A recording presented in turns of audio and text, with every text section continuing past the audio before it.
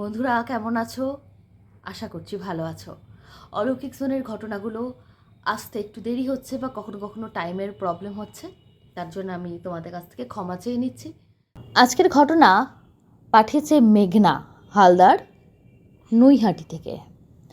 মেঘনা আজকে যে ঘটনাটা বলছে, মেঘনা বলছে এটা আমার নিজের জীবনের সাথে ঘটে যাওয়া ঘটনা। আরও অনেক ঘটনা আছে, তবে সেগুলো শোনা। তবে ভাবলাম প্রথম ঘটনা পাঠাচ্ছি আজকে নিজের জীবন দিয়েই শুরু হোক। ঘটনার প্রথমে একটা কথা বলি সহেলি, অনেকে বলে ঠাকুর দেবতা প্রচণ্ড মানে প্রচণ্ড ভক্তি, হয়তো খুব অবচেতন মনে তারা নিজেরাও জানে না সবথেকে বেশি অবিশ্বাস ঈশ্বরকে তারাই করেন। কেন বলছি বুঝতে পারবে। সহেলি, আজ থেকে প্রায় বছর 5 আগের ঘটনা। আমার শাশুড়ি মা, যেমন শাশুড়ি বৌমার সম্পর্ক হয় আর কি, তেমনই ছিল। বর্তমানে বলেই রাখি উনি গত হয়েছেন, কিন্তু ঘটনাটা বলা দরকার। বছর 5 আগে তখন উনি একদম সুস্থ সবল, এমন গিন্নি স্বভাবের একজন মানুষ। সবাইকে দাবড়ে হুঙ্কারে রাখতেন। আমরা তার স্নেহ ছায়ার মধ্যে থাকতে চাইতাম, ভাবতাম গুরুজন তো বলছে তো কি হয়েছে। কিন্তু ব্যাপারটা এতটাও সহজ ছিল না। মায়ের মতন ভাবলেই সবাই তো মা হতে পারে না, না? উনি সেবার হঠাৎ বললেন কোনো বছর হয় না। আমি তখন 5 বছর আগে, মানে তার মাত্র 1.5 বছর আগে আমি বিয়ে হয়ে এসেছি ওই বাড়িতে। নতুন, আবার একদম যে নতুন তা না। 1.5 বছরে বাড়ির সম্পর্কে মোটামুটি যতটুকু দরকার জানার জেনেছি। কি পুজো পার্বণ আচ্ছা হয় সব জানতাম। উনি সে বছর বললেন ভাদ্র মাসে যে কৌশিকী অমাবস্যা হয় সেই পুজোটা করবেন। কদিন ধরেই দেখছিলাম পুরোহিতকে ফোন করছিলেন। বাড়ির পুরোহিতকে একদিন বাড়িতে ডেকে ঘরে এসি চলছিল, দরজা বন্ধ করে কী যে কথা বললেন। দেখলাম তিনি যখন বেরিয়ে চলে যাচ্ছেন আর কি, বাড়ি থেকে নেমে সিঁড়ি দিয়ে, আমি তখন একতলার রুমে ছিলাম। সিঁড়ি দিয়ে নামতে ওনাকে দেখলাম, বেশ গজগজ করতে করতে উনি নামলেন। ওনাদের দুজনের কথাবার্তা, প্রথমে যখন ওপরের সিঁড়িতে কথা বলছেন, আমি তো দুজনকে দেখতে পাচ্ছি না, কিন্তু 2-1টা কথার আভাস কানে এলো। না বৌদি, এটা সম্ভব না, এরকম কথা বলবেন না, আমি এইসব কাজ করি না। উনি তখন বললেন তুমি যা পারিশ্রমিক নাও, যা তোমার দক্ষিণা, না হয় আর একটু বেশি দেব। আমার বাড়ির পুজো তো সারা বছর সব কিছু তুমিই করো। বলে না না, দুর্গাপুজোর পর যে কালী পুজো আপনার বাড়িতে হয়, দীপান্বিতা কালী পুজো, সেটা যেমন করি তেমন করব। আমাদের ব্যবসার কথা বলি, আমাদের নিজেদের বাড়ির ব্যবসা আছে আর কি, আমাদের দোকান আছে। ঈশ্বরের আশীর্বাদে শেখানো মা লক্ষ্মীর দয়ায় খুবই ভালো চলে। তো সেই দোকানেরও নববর্ষের পুজো সেই ঠাকুরমশাই করেন, মানে আমাদের বাড়িতে যা হয় বিয়ে পৈতে অন্নপ্রাশন উনিই করেন। স্বাভাবিকভাবে ওনাকে ডেকেছেন। তো ওই 2-1টা কথা, ছেঁড়া কথা কানে এলো। বুঝলাম উনি কিছু বলছেন, উনি রাজি নন। পুরোহিত মশাই বেরিয়ে চলে এলেন। এবার নিচে এসে তখন আমি চুল আঁচড়াচ্ছিলাম। রুম থেকে বেরিয়ে পুরোহিত মশাই সিঁড়ি দিয়ে নামছেন, আমার সঙ্গে চোখাচোখি হয়ে গেলে উনি একটু যেন ঘাবড়ে গেলেন। এদিকে আমি চেনা, কেন ঘাবড়ে গেলেন বুঝলাম না। একটু আলগোছে বললেন বৌমা ভালো তো? বললাম হ্যাঁ। বসুন না, চা করছি। না না, আজকে আরও কাজ আছে, পরে হবে। ভালো থেকো বলে এরম টাইপের বলে উনি বেরিয়ে চলে গেলেন।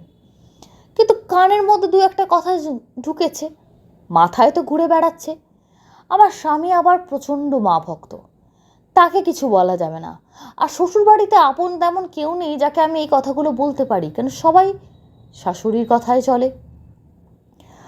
আমার বাড়িতে লোক বলতে আমার স্বামীর 2 ভাই, কোনো ননদ বা কেউ নেই।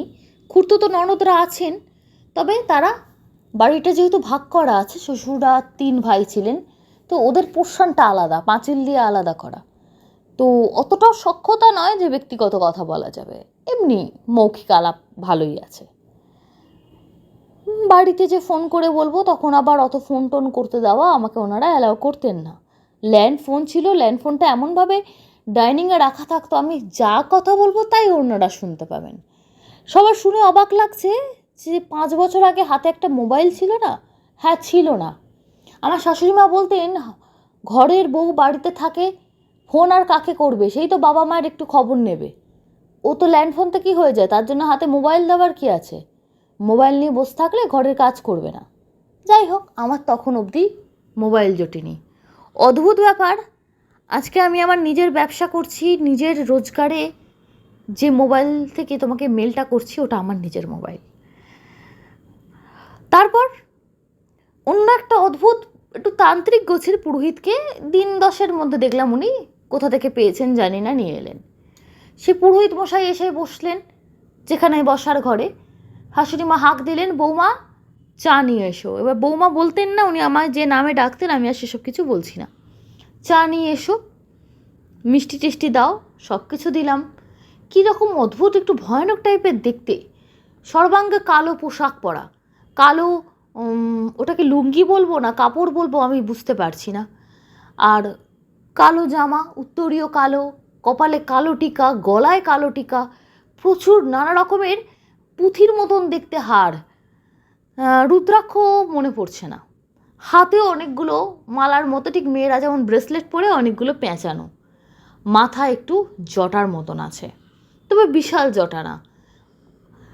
একটু দেখে কেমন ভয় ভয় লাগলো, বেশ চেহারা স্বাস্থ্য প্রচণ্ড ভালো ওনার। ভয় লাগলো যে মা আমরা একা 2 মহিলা বাড়িতে থাকি, শ্বশুরমশাই ব্যবসার কাজে বেরিয়ে যান, 2 দেওর আমার স্বামী, মানে 3জনই বেরিয়ে চলে যায়। তো এই অবস্থায় 2জন মহিলা থাকে, একজন অচেনা অজানা লোককে বাড়িতে এনে ঢোকানো তো ঠিক না। যাই হোক, ওনার মুখের ওপর কথা বলার সাহস ছিল না, বলতে পারিনি। তার সঙ্গে নানা রকম কথা বললেন, আমাকে বললেন চা মিষ্টি যা দাবার দিয়ে দরজাটা ভেজিয়ে দাও, আর তুমি তোমার অন্য কাজ সারো, এখানে ডাকলে আসবে। বুঝতে পারলাম ইনডাইরেক্টলি বলা হচ্ছে আমাকে ওখানে থাকার দরকার নেই। আমিও থাকিনি, আমি চলে এলাম, আমার কি দরকার, যা বলে বলুককে। কাজকর্ম সেরে চান টান সেরে আমি যখন নিচে নেমে এলাম দেখি ওমা তখনও উনি কথা বলছেন। মোটামুটি 1.5 ঘন্টা আগে ওখান থেকে আমি চলে গেছি, আমি এতগুলো কাজ সারলাম, স্নান সারলাম, নিজের যে স্নানের পর যে পুজো থাকে সেটা সেরে নেমে এসে দেখি তখনও কথা বলছে। তারপর দরজা তখন হাট করে খোলা, বেশ হেসে এসে কথা বলছেন। তখন প্রথমবার আমার শাশুড়ি মা বললেন এনার সঙ্গে কথা হলো, ওই পুরোহিত মশাই আমাদের যিনি কাজ করেন, মানে পুজো টুজো করেন আর কি, ওনার তো সময় নেই, তো ইনি করবেন।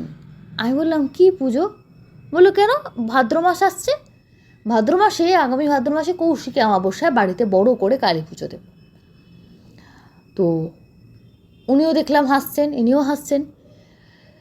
কিছু টাকা বার করে দেখলাম বেশ মোটা কাকার গোছ, পাশের ঘর থেকে নিয়ে এসে ওনার হাতে ধরিয়ে দিলেন, বললেন বাকিটা পুজোর পরে দেবো, আর আপনার যা যা সামগ্রী লাগবে আপনি নিয়ে আসবেন, আমাদের জোগাড় করার প্রচুর ঝামেলা। বললেন না আমি সামগ্রী যা যা লাগবে নিয়ে আসবো, আমার সঙ্গে আমার 2জন হেল্পারও থাকবে, একটু জলপানির ব্যবস্থা করবেন। বলে হ্যাঁ হ্যাঁ আমি এমনি তো লোক খাওয়াবো, খাওয়া দাওয়ার কোনো অসুবিধা হবে না, খুব আপন কিছু লোক আর আমাদের ব্যবসার সঙ্গে যুক্ত কিছু আমাদের কর্মচারী যারা আছে তারা সবাই খাওয়া দাওয়া করবে, তো লোক খাওয়া দাওয়া হবে, খাওয়া নিয়ে কোনো চিন্তা নেই। বলো ঠিক আছে, বড় করেই পুজো হবে, তবে মা কালীর কোনো মূর্তি আসবে না, ঘট স্থাপন করে ঘটে পুজো হবে এবং রাত থাকতে থাকতেই নাকি বিসর্জন হবে। আমি ভাবলাম যে এতদিন করেনি এবার কেন করছে, জানার জন্য মনটা আকুল বিকুলি করছিল। আমি যত ঠান্ডা স্বভাবের উনি তত রাগী, কিছু জিজ্ঞেস করতে গেলে না বড্ড ভয় পেতাম, জিজ্ঞেস করার সাহস করতে পারলাম না। কিন্তু আমার কাজ আমার স্বামীই করে দিলেন। রাত্রিবেলা যখন ব্যবসা থেকে ফিরে এসছেন উনি প্রথম জিজ্ঞেস করলেন যে কোনো বছর তো হয় না মা, হঠাৎ এবছরে? দেখলাম ওর সুর ধরে ওর ভাই মানে আমার দেওরও বললো একই কথা, এবছরে হঠাৎ?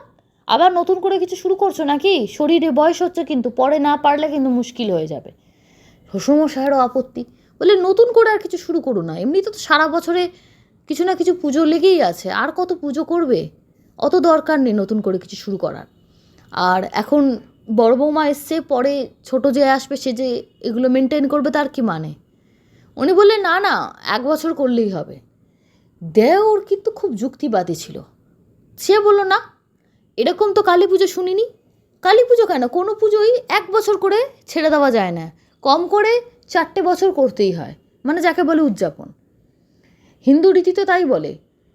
বলে না তুই জানিস না এটা হবে, ও পুরোহিত মশাই তুই কি বেশি জানিস, বলে বেশ মার ছেলে হালকা একটা তক্কাতক্কি লেগে গেল, যে বলছে পুরোহিত মশাই বলেছে 1বারই 4বারের পুজো করে দেবে, কোনো অত কিছু ব্যাপার নেই।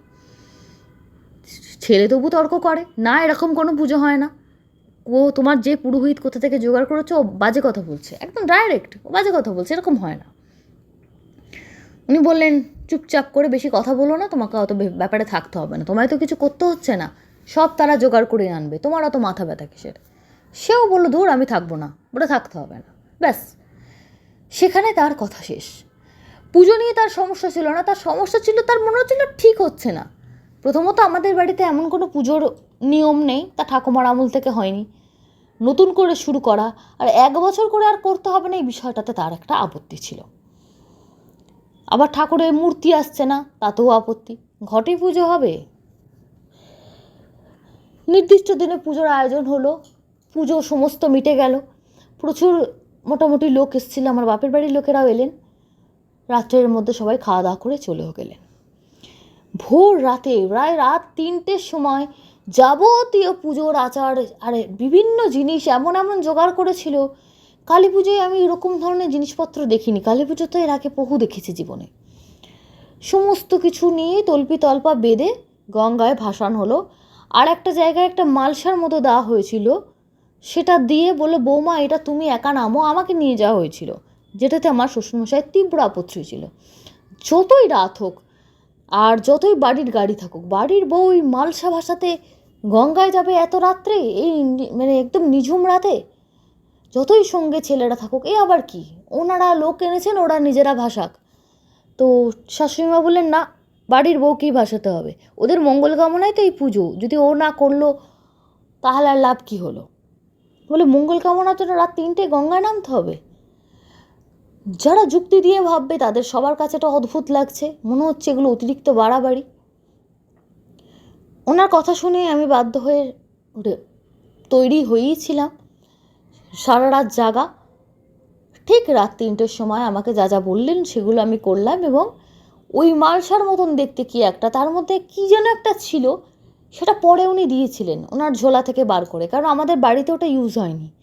সেটা যখন ওই জিনিসগুলোর মধ্যে একটু মিষ্টি ছিল, একটু চাল মাখা ছিল, আর অনেক কিছু ছিল, তার মধ্যে জিনিসটি যখন ঢুকিয়ে দিলেন না, কি যে পচা গন্ধ নাকের মধ্যে এলো, একেতে সারাদিন উপোস গাটা গুলিয়ে উঠলো, মনে হচ্ছে ওখানেই আমার বমি চলে আসবে।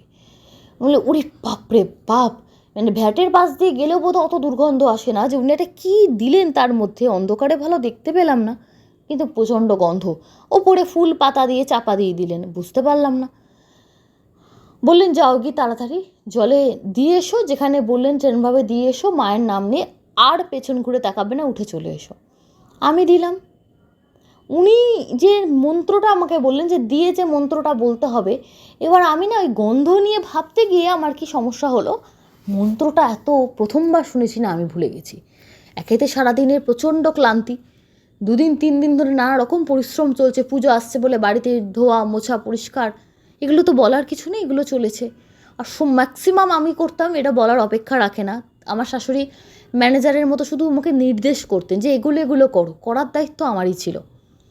তার উপরে সারাদিন খাওয়া নেই, ঘুম নেই, এমনকি একটু বসা অবধি নেই, দৌড়েছি একবার পুজোর জায়গায়, একবারে যেখানে সবাই খাচ্ছে সেদিকে, ওই সব নানা রকম, আর এই গন্ধ সব কিছু মিলিয়ে মিশিয়ে কী একটা বলতে বললো, আমি সেটাই ভুলে গেলাম। এবার আর একবার জিজ্ঞেস করবো, শাশুড়ি মা তখন তেতে আছে, রেগে যাবে, পুরোহিত মশাইকেও আমার বেশ রাগী মনে হলো, যদি কিছু একটা বলে বসে আমার তখন খারাপ লেগে যাবে।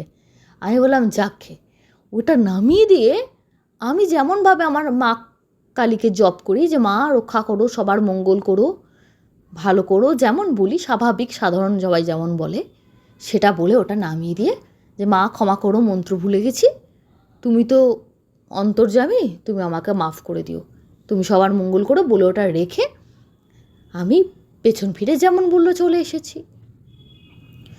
এবার অনেক দিন হয়ে গেল, সব কিছু বাড়ির ঠিক আছে, কিন্তু একটা জিনিস দেখলাম, আমাদের ব্যবসায় আস্তে আস্তে আস্তে আস্তে, মোটামুটি এটা আমি বলছি 1 বছরের না, 2 বছর বাদের ঘটনা বলছি, আস্তে আস্তে প্রতি মাসে অল্প অল্প করতে করতে কোথায় যেন গ্রোথ কমে গেল বিজনেসের। প্রচুর জায়গায় ধার হওয়া শুরু হলো, মানে ওপর থেকে দেখলে বোঝা যেত না, কিন্তু আমরা বাড়ির যারা তারা জানতাম যে আগের থেকে সেল অনেক ডাউন হয়েছে, অনেক কিছু প্রবলেম বুঝতে পারছিলাম। আর শাশুড়ি মা প্রচণ্ড ক্ষিপ্ত হয়ে থাকতেন, প্রায় দেখতাম ওনার হাতে কিন্তু একটা ফোন ছিল, উনি কিন্তু ল্যান্ড ফোনে কারোর সঙ্গে কথা বলতেন না, উনি ফোনে কার সঙ্গে কথা বলতেন আমি দেখলাম আমাকে দেখে ফোনটা কেটে দিতেন। যে একবার কানে কথাও এসেছে, আমি যখন ওনার ঘরে চা বা কিছু দিতে যেতাম কথা এসেছে, কী কাজ করলেন, কিছু তো লাভ পেলাম না, সব তো ঠিকই আছে, কোনো তো কোনো সমস্যা নেই, কোনো কিছু তো নেই, তো সব কিছু ঠিক ছিল। হঠাৎ একদিন কথায় কথায় ঠাকুরমা বলেই ফেললেন, বলে না মানুষ নিজের মনের কথা মুখে বলে ফেললেন যে তোমার দেখো সন্তান হতে খুব সমস্যা হবে, তোমার তো গ্রহের দোষ টোষ ছিল, তোমার তো লক্ষণ ভালো না। সেই প্রথম আমি একদিন রিয়্যাক্ট করেছিলাম, আমার গ্রহের দোষ? আপনারা তো ঠিকুজি মিলিয়েছিলেন, কোথাও তো কোনো দোষ ছিল না, আজ অবধি তো কোনো জ্যোতিষী এই কথা বলেনি, সব তো ঠিকঠাক আছে, দোষ থাকলে আপনার ছেলের থাকবে, আমার কিছু নেই। সেই প্রথমবার আমাকে নিয়ে এই বাড়িতে অশান্তি হয়, কথা কাটাকাটি হয়, আমার মা বাবা এসে ক্ষমাও চেয়ে যায় আমার ব্যবহারের জন্য, কিন্তু আমি বুঝতে পারি না যে এক্স্যাক্টলি আমি ভুলটা কী বললাম। উনি এভাবে না জেনে কী করে ভুল বলতে পারেন? আর ঈশ্বরের দয়ায় তার যখন এই 2 বছর আগে কৌশিকী অমাবস্যা হয়েছে, পুজোটা হয়েছে, তার পরের বছর কিন্তু ভাদ্র মাসে আর ওই পুজো হলো না, অদ্ভুতভাবে পুজো হলো না। এবং তারপর মানে 3 বছরের মাথায়, ঠিক যে বছর ভাদ্র মাস হলে 3 বছর হতো, পুজো তো হলো না বাড়িতে, আমার সন্তান জন্ম নেয়, আমার কন্যা সন্তান হয় এবং সন্তান একদম সুস্থ স্বাভাবিক। অদ্ভুত ব্যাপার, বাড়ির সবাই খুশি, আমার শাশুড়ি মায়ের মুখ পুরো কালো, আর ফুটফুটে ওইটুকু বাচ্চাকে দেখে কী করে একটা মানে ঠাকুমা যে নতুন হয়েছে তার মুখ কালো হয়ে যায়, অবাক হয়ে গেল সবাই। সবাই বলছে তুমি খুশি হওনি? উনি যত চেষ্টা করছেন নিজেকে খুশি দেখানোর, কিন্তু ওনার কথাবার্তা, এমনকি বাড়ির লোকেরাও বলতে শুরু করলো যারা কাজ করে আর কি, যে মনে হয় বৌদির নাতনি পছন্দ হয়নি, হয়তো নাতি চেয়েছিল, ও পরে হবে এখন, তারপরে তোমার তো আরও একটা ছেলে আছে, তার বিয়ে দেবে, তখন নাতির মুখ দেখবে, এমন করে সবাই তাকে বোঝাচ্ছে। তারপর শাশুড়িমা বললেন দাঁড়াও বাচ্চা বড় হোক, বাচ্চা ছোট থাকলে কি বোঝা যায় কত বড় হয়ে অ্যাবনর্মাল হয়, তার নাই ঠিক। শুনে মনের মধ্যে প্রচণ্ড ভয় লাগতো, কিন্তু বাচ্চারও 2 বছর বয়স হয়ে গেল, বাচ্চার কোনো সমস্যা নেই, আমার বাচ্চা সুস্থ সবল বড় হতে লাগলো। কিন্তু তার ঠাকুমার অদ্ভুতভাবে প্রথমে হলো চোখে স্ট্রোক। হঠাৎ ঘুম থেকে উঠে একদিন সকালে দেখি চোখ একদম রক্ত জমে, যেন মনে হচ্ছে চোখ বিশ্রী অবস্থা, তাকানো যাচ্ছে না। তাড়াহুড়ো করে নিয়ে যাওয়া হলো, বললো চোখে স্ট্রোক হয়েছে। আচ্ছা, তারপরে একবার অ্যাঞ্জিওপ্লাস্টি হলো তার 6 মাসের মাথায়। ওনার পরপর অসুখ লেগেই থাকলো, এবং একটা সময় এত উনি বেশি কথা বলা শুরু করলেন যে মানুষ সবাইকে ইনস্ট্রাকশন দিতেন, বেশি কথা বলতেন না, সব সময় ভয় পেতেন, সব সময় কি যে বিড়বিড় করে বকতেন, সারাদিন বকে যেতেন, যারা ওনাকে জমের মতো ভয় করতো, এবং কি আমিও, একটা মোবাইল নিতে দিত না, আমারও ওনাকে অতটা আর ভয় লাগাতো দূরের কথা, আমি বলতাম মানে বসো চুপ করে, বেশি কথা বলো না, মানে বাচ্চাদের থেকেও বেশি বকবক করা। আর সব সময় সন্ধে দেওয়ার সময় বিশেষ করে, ওই দেখো কালো শাড়ি পরে দাঁড়িয়ে আছে দরজার পাশে, ওই দেখো আমাকে কালো মিষ্টি খাওয়াচ্ছে, জোর করে খাওয়াচ্ছে, এরকম নানা রকম অদ্ভুত কথা। খোলা চুলে ছাদে চলে যেত, ছাদে ঘুরে বেড়াতো। একদিন নিজের চোখে দেখা, কেউ বললে বিশ্বাস করবে না, আমার বাড়িতে যিনি মাসি কাজ করতেন, তিনি একদিন ইলিশ মাছ এসেছে, মাছ ধুচ্ছেন, আমার শাশুড়িমা দূরে বসেছিল, খাচ্ছিল লিকার চা চেয়ারে বসে, আর কলপাড়ে বসে সেই মাসি মাছগুলোকে ধুয়ে দিয়ে যাচ্ছিল ভালো করে পরিষ্কার করে। উনি হঠাৎ করে এসে, যেহেতু বেশি মাছ আসতো, একদম ধুয়ে টুয়ে ফ্রিজে রেখে দেওয়া হবে, হঠাৎ করে খাবলে মেরে একটা মাছ তুলে মুখে, একটা ছোট অজ্ঞান অচৈতন্য শিশু এটা করলে মানায়? একটা ওইরকম একজন মহিলা কী করে এমন কাজ করছেন? সে কাজের মাসি তো, ওরে বাবা রে বৌদি, এ ভূতে পেয়েছে তোমার শাশুড়িকে, আমি বলছি না ওনার চোখ আমার ভালো লাগেনি, অনেক দিন ধরে তোমাকে বলছি। এবার তখন তাকে বৌদি বলতো সবাই, এখন তাকে পেছনে সবাই বুড়ি বলা শুরু করলো। শাশুড়ি আমার খুব একটা বয়স্ক ছিলেন না, তার বয়স তখন 61-62 বছর বয়স, যখন এখানকার ঘটনা বলছি, কিন্তু তাকে দেখে মনে হতো 50-55, এত নিজেকে মেনটেন করে রাখতেন আর কি। কিন্তু এই কয়েক বছরের মধ্যে ওনার পুরো চেঞ্জ, যেন মনে হচ্ছে প্রচুর বয়স্ক বৃদ্ধা, মাথা চুল পেকে গেছে, একটা কেমন আগে সে চেহারা, স্বাস্থ্য, জৌলুস কিচ্ছু নেই, যার হাতের নখে সবসময় নেল পালিশ পাল্টে পাল্টে পরতেন, আমি প্রথম থেকে দেখেছি খুব সাজগোজ করতেন, তার নখের মধ্যে ময়লা ভর্তি, দেখলে লোকের কেউ ওই হাতে খাবে না। অদ্ভুত একটা কেমন একটা বলা উচিত না ডাইনির মতো চেহারা নিয়েছিল, কাঁচা জিনিস দেখলেই ছুটে আসতো। আমার শ্বশুরমশাই রাগ করে বলতেন, তোমাকে এবার বেঁধে রাখা হবে, আর না হলে চলো মানসিক হাসপাতালে দিয়ে আসি, তুমি মান সম্মান রাখছো না। এই কাজের লোকগুলোই তো রাস্তায় বাড়ি বাড়ি গিয়ে বলে বেড়াবে যে এই রকম পাগলামি করছে। পাগলামি দিনের পর দিন বাড়তে বাড়তে মাত্রা ছাড়া হলো। তখন পুরোহিত বললেন, একটা কাজ করো। কৌশিকে অমাবস্যা করেছিলেন? হ্যাঁ। আমরা তখন সবাই চিন্তিত যে হঠাৎ এরকম কেন হলো। হার্টের অপারেশন তো সবার হয়, স্ট্রোকটাও কমন জিনিস, তো মাথা খারাপ হওয়ার কী আছে? উনি তো কোনো শোক তাপ পাননি জীবনে, ওনার মতো সুখী লোক বরং কম আছে পৃথিবীতে, জীবনে কোনো দুঃখ নেই, তার এরকম মাথা খারাপ হবে কেন? পুরোহিত হাসলেন, কিছু বলতে চেয়েও যেন বলতে চাইলেন না। বললেন, মানুষের অনেক কর্ম থাকে, কি বলবো আর, থাক সেসব বিচার করার আমরা কেউ নেই, মা বিচার করবেন। 1 বছর পুজো করে কে আপনাদের বলেছিল জানি না, ওটা করা ঠিক হয়নি, আবার পুজো করতে হবে। সেই যে ভাদ্র মাসের কৌশিকী অমাবস্যা হলো, ওই পুরোহিত যিনি প্রথমবার বলেছিলেন আমি করব না, কি বলেছিলেন, তার সঙ্গে কী কথা হয়েছিল তিনি আজও বলেননি, কিন্তু ওই যে কিছু বলতে চেয়েও বলা হয় না, তিনি পুজো করলেন। এবং সত্যি কথা বলতে সেই পুজোর যে আচার প্রণালী যা যা ব্যবহার করা হলো, যেভাবে পুজো করা হলো না, স্বাভাবিক যেভাবে বাড়িতে মানুষের বাড়িতে কালী পুজো হয় বা ক্লাবে হয় তেমন পুজো হলো।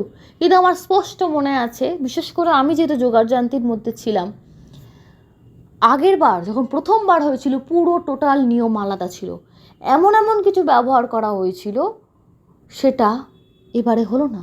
এবং তার লিস্ট আমার কাছে, সেই কাগজের টুকরো আমার কাছে রাখা ছিল। আমি পুরোহিত মশাইকে পরে দেখিয়েছিলাম যে এগুলো দেখুন তো, লাগবে না। উনি বললেন, সর্বনাশ সর্বনাশ, এসব জিনিস দিয়ে আগের বার পুজো হয়েছিল নাকি? বললাম হ্যাঁ। বলে তারপর কি হয়েছিল? আমি বললাম এই যে রাত 3টের সময় ঘট ভাসানো। বলে রাত 3টের সময়? বলে হ্যাঁ। বললো, কৌশিকে অমাবস্যায় তো এমন কোনো আচার নেই 3টে ঘট বসানো, কেন 3টে ঘট বসাতে হবে? তারপর আমি ওটাও বললাম, মালসার মধ্যে ওই রকম একটা গন্ধ কী ছিল। বলে তুমি এত বছর বলোনি বৌমা। আমি বলে, আমি কি করে জানবো কাকু, যে আমি জানি এরম হয়তো নিয়ম আছে, কেন ওই পুজো তো আমি আগে কখনো দেখিনি। কালী পুজো তো অনেক রকমের বিধান থাকে, আমরা সাধারণ লোক কতটুকুই বা জানি, হয়তো এটাও তেমন একটি বিধান হবে, তাই আমি কিছু বলিনি। বলছেন, কি বলতে বলেছিল? বলে সেই মন্ত্র আমি ভুলে গেছিলাম কাকু, মন্ত্র ভুলে গিয়ে আমি, মা তুমি রক্ষা করো, সবাইকে ভালো করো, মঙ্গল করো, এইসব যেমন সাধারণ লোক বলে, বলে আমি ভাসিয়ে দিয়ে যেমন বলেছিল পেছন করে চলে এসেছে। উনি তখন বলেন যে ওইটা মাই তোকে রক্ষা করেছেন, মা ভুলিয়ে দিয়েছেন, যেহেতু তুই ভালো মেয়ে, তোর মনের মধ্যে কোনো পাপ নেই, কারুর কোনো ক্ষতি করিসনি, মা তোর ক্ষতি করতে পারেনি। যারা এই পুজো করলো, উনি নাম না করেই বললেন যে এই আচার বিচার এত কাণ্ড করলো, তারা আসলেই মাকে বিশ্বাস করে না। তার মনে হয়েছে মা হয়তো নেই, মা পুজো দেখতেই পাচ্ছেন না যে কে কী অনুযায়ী, কেউ কী হিসেব ধরে সেই পুজোটা করিয়েছে, সে জানতেই পারছে না। কিন্তু সেটাই তার সবথেকে বড় মূর্খামি, আর মা আছেন তার বড় প্রমাণ, এগুলোই থেকেই ধরা হয়। সবাই যারা বলে ঈশ্বর কোথায়, ঈশ্বর ঠিক যখন প্রমাণ দেওয়ার দিয়ে দেন তিনি কোথায় আছেন, কিভাবে আছেন, তিনি সব দেখতে পাচ্ছেন। সবসময় সঙ্গে সঙ্গে বিচার হয় না। আমি শুনে তাজ্জব বনে গেলাম। স্বাভাবিকভাবে পুজো হলো, তারপরেও বছরও মানে এবছর পুজো হয়েছে, এবং আমার ইচ্ছা আছে এই পুজোটা চালু রাখবো। কিন্তু আরও একটা বিষয়, শাশুড়ি মা মারা গেছিলেন, তারপরে যখন ওই পাগলামি, ওনার ভাদ্র মাসের ওই যে পুজোটা হলো কৌশিক অমাবস্যার, আমরা যেটা পুরোহিত মশাই এসে করলেন, পুজোর 1 মাস বাদে সেপ্টেম্বরের মিডিলে উনি মারা গেলেন। মারা গেলেন মানে অদ্ভুতভাবেই 3 দিন ধরে সর্দি কাশি, ব্যাস একদিন এমন শ্বাসকষ্ট উঠলো, শেষ। আর কোনো কিছু সিমটম ছিল না, কিচ্ছু না, কোনো চিকিৎসা করার সুযোগও হয়নি, কেউ করতে দেয়নি। সবাই ভাবেছে সর্দি জমেছে, ওষুধপত্র খাচ্ছি, ইনহেলার নিচ্ছি, ভালো হয়ে যাবে, মারা যাবে কেউ বুঝতে পারেনি। আর মারা যাওয়ার সময় ওনার ঘরে একমাত্র আমি বসেছিলাম, আমি নিজের চোখে দেখেছি গোটা ঘরে কালো ধোঁয়া কিছুক্ষণের জন্য পুরো ভর্তি হয়ে গিয়েছিল। হয়ে মিলিয়ে গেল। আমার গা ঠক ঠক করে কাঁপছিল। আমি বলে বোঝাতে পারবো না কি প্রচণ্ড একটা ভয়, আর কীরকম একটা সেপ্টেম্বরের একটা সন্ধ্যেতে গা কাঁপাচ্ছে, মনে হচ্ছে যেন কোনো ঠান্ডা জায়গায় আমি বসে আছি যেখানে বরফ পড়ছে। কেন আমার এত ঠান্ডা লাগছিল, কেন আমার ভয় লাগছিল আমি বুঝতে পারছিলাম না। আমি দেখছি যে পেশেন্ট চোখ বেরিয়ে আসছে, ওনাকে নেবুলাইজার দেওয়া হচ্ছিল, নেবুলাইজারের ওই ক্যাপের পাশ দিয়ে ওনার চোখগুলো যেন বিস্ফারিত। যে সর্দি কাশিতে এত কষ্ট হয় তো কখনো জানা নেই। আমি সেই দেখে ভয়ে ময়ে না ঘর থেকে ছুটে বেরিয়ে আমার স্বামীকে আর শ্বশুরমশাইকে ডেকে আনলাম, যে মা মনে হচ্ছে প্রচণ্ড শরীর খারাপ হচ্ছে, চোখ বেরিয়ে আসছে। বলছেন ঠিক করে নেবুলাইজার দেওয়া হচ্ছে? বলছেন হ্যাঁ। ঘরে এসে দেখেন শিথিল হয়ে গেছে। তারপর তো ডাক্তার এলো, যা হবার হয়ে গেছে। পরবর্তীকালে সেই জ্যোতিষী বা তান্ত্রিককে আমি বলবো না, আমি একটি বেসরকারি একটা জায়গায় দেখেছি চ্যানেলে। কেন বলবো না? কারণ আমার ওনাদের খুব ভয় লাগে, প্রচণ্ড ভয় লাগে। আমি অবাক হয়ে দেখেছি তিনি নাকি ডাকিনি, কালা জাদু, তন্ত্র সাধন এসব নাকি করেন। অবাক হয়ে দেখেছি, ভেবেছি এই মানুষ, আমাদের বাড়িতে এসেছিল, তার মানে আমাদেরও কিছু করতে গেছিল। কিন্তু এখন প্রশ্ন হলো আমাদের সঙ্গে কিসের সমস্যা?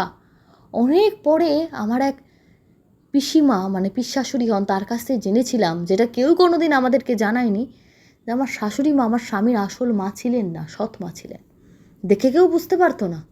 আমার স্বামী তো মা অন্ত প্রাণ, মা বললে মনে হয় ছাদ থেকে ঝাঁপও দিতে পারে, এমন টাইপের ভালোবাসা। আমার দেওর তার নিজের ছেলে ছিল, আমার স্বামী তার আসল ছেলে ছিল না। কিন্তু এটার জন্য কোনো মা তুকতাক করবে বা কিছু, বিশ্বাস করতে তো মন চায় না।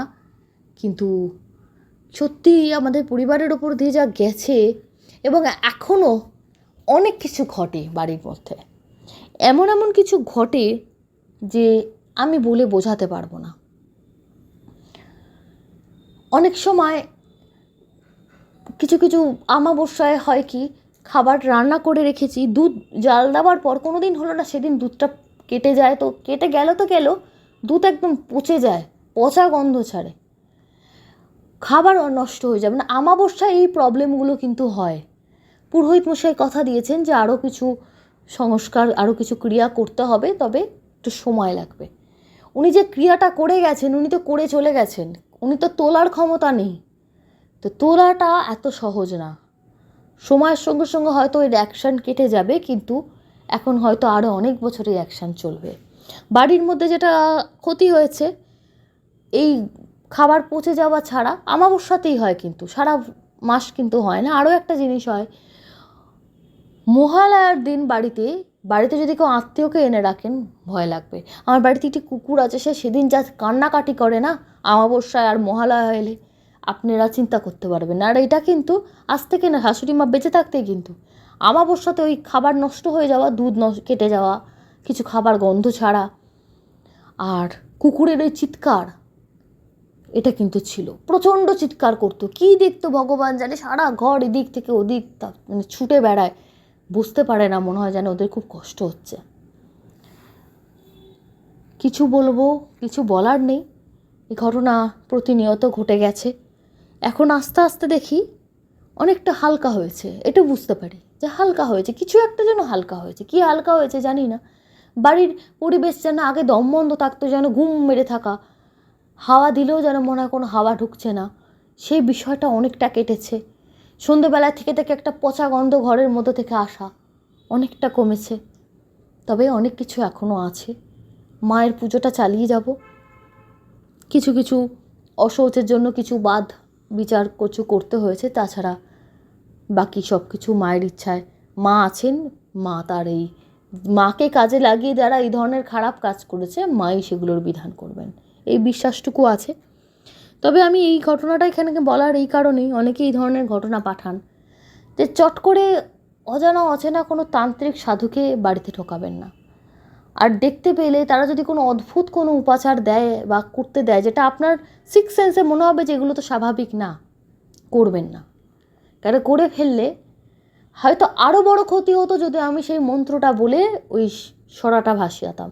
মন্ত্রটা বলিনি, আর সরাটা ভাসানো না, গঙ্গার পাড়ে কাদায় ওটাকে বসিয়ে দেওয়ার নিয়ম ছিল। আমি না বসিয়ে আমি জলে ফেলে দিয়েছিলাম। দুটো ভুল করেছিলাম, মন্ত্র বলিনি আর ওটা ঠিক করে বসাতে পারিনি, কারণ ওর মধ্যে আগুনও ছিল, বেশ তেতে ছিল, আগুনের মতো একটা ধোঁয়ার মতো উঠছিল আর একটা পচা গন্ধ ছিল।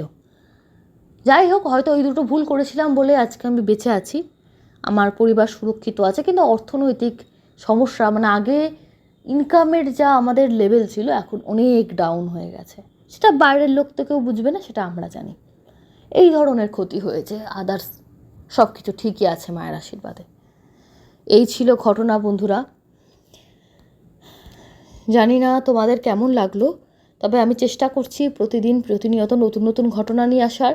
আর যারা ঘটনা পাঠিয়ে রেখেছো প্লিজ হতাশ হও না, আস্তে আস্তে আমরা চেষ্টা করছি সবার ঘটনায় আস্তে আস্তে পাঠ করার। কমেন্ট করেছিলেন ডিলাইটফুল কার র্যালি, লিখেছেন ঘটনা দুটো খুব ভালো লাগলো। সর্বরী মুখার্জি কমেন্ট করেছেন ইজি টু সে, খুব ভালো লাগলো। কমেন্ট করেছেন ঈশানী সেন, কমেন্ট করেছেন AKS 5970, কমেন্ট করেছেন স্বপন রায়, মৌসুমী মুখার্জি, একে জয়শ্রী সেনগুপ্ত, অসীম দাস, রেখা চন্দ্র, সংঘমিত্রা, মৌসুমী দে, কৃপা ত্রিপুরা, জয়া চক্রবর্তী, আরও যারা কমেন্ট করেছেন একটু দেখিয়ে নিই।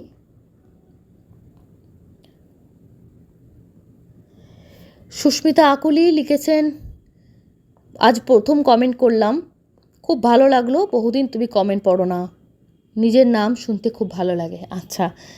দীপা ব্যানার্জি, সুমন সমাদ্দার, মিনি ক্যাট 007 আপনার কিছু কথা লিখেছেন, আমি সেগুলোকে সমর্থন করি এবং চেষ্টা করব অলৌকিক জোনকে যাতে আরও ভালোভাবে আপনাদের সামনে প্রেজেন্ট করা যায়। ইন্দ্রাণী কর এবং আরও অনেকে। থ্যাংক ইউ সো মাচ, এভাবেই সঙ্গে থাকবেন। শুভরাত্রি।